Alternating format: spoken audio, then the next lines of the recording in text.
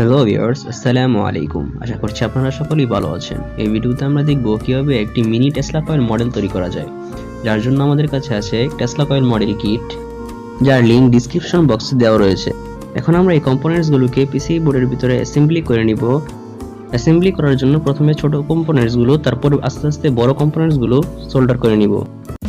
প্রথমে আমরা কানেক্ট করে নিচ্ছি একটি 10K রেজিস্টর, 105 মডেলের একটি সিরামিক্স ক্যাপাসিটর। এখন আমরা এই দুইটি কম্পোনেন্টসকে সোল্ডার করে নিচ্ছি।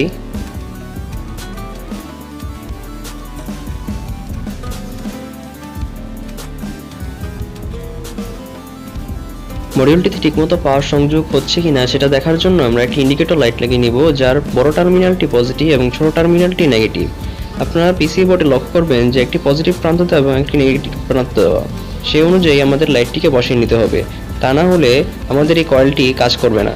পাওয়ার অন অফ করার জন্য আমরা একটি 6 পিন সুইচ বসিয়ে নিব। মডিউলটিতে পাওয়ার সরবরাহের জন্য আমরা একটি 12 ভোল্টের ফিমেল কানেক্টর বসিয়ে নিব।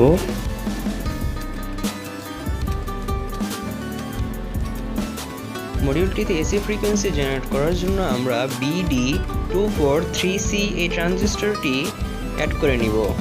যখন মডিউলটি চলন্ত অবস্থায় থাকে তখন এই ট্রানজিস্টরটি প্রচুর গরম হয়। সেই গরমে যাতে ট্রানজিস্টরটি না খারাপ হয়ে যায় তার উপরে থার্মোপেস্ট লাগিয়ে তারপর হিটসিংয়ে লাগাবেন, যাতে করে সহজেই তাপটা হিটসিংয়ে চলে যেতে পারে।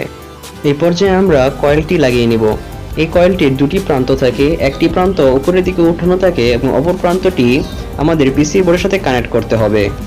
আপনারা পিসি বোর্ডে দেখতে পারবেন যে ইন্ডিকেটর লাইটটির পাশে টি লেখা আছে, আমাদের সেই জায়গায় এর একটি প্রান্ত কানেক্ট করতে হবে। কয়েলটিকে পিসি বোর্ডের সাথে আটকানোর জন্য আমরা গ্লু ব্যবহার করব। কম্পোনেন্টসের যেসব বাড়তি ওয়্যারগুলো আছে সেগুলো আমরা এখন কেটে নিব।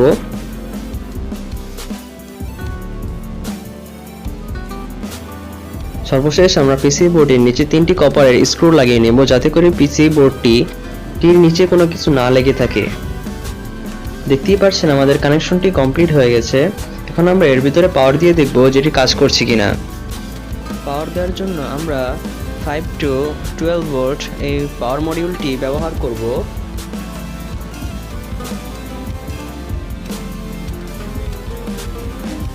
একটা বিষয় অবশ্যই মনে রাখবেন, মডিউলটিতে পাওয়ার দেওয়ার পর মডিউলটিতে আর হাত দিবেন না, এতে করে আপনার ক্ষতি হতে পারে। দেখতেই পাচ্ছেন সুইচটি অন করার সাথে সাথে আমাদের মডিউলটি কাজ করা শুরু করে দিয়েছে। আপনারা যদি একদম উপরে লক্ষ্য করেন তাহলে দেখতে পারবেন যে একটি স্পার্কের মতো হচ্ছে এই জায়গাটায়।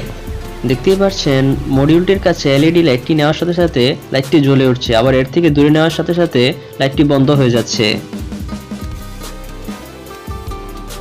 বিষয়টা একটু কাছ থেকে দেখলে একটু ক্লিয়ার হবেন। আপনারা যদি কয়েলটির উপরে লক্ষ্য করেন তাহলে দেখতে পারবেন যে একটি স্পার্কের মতো হচ্ছে।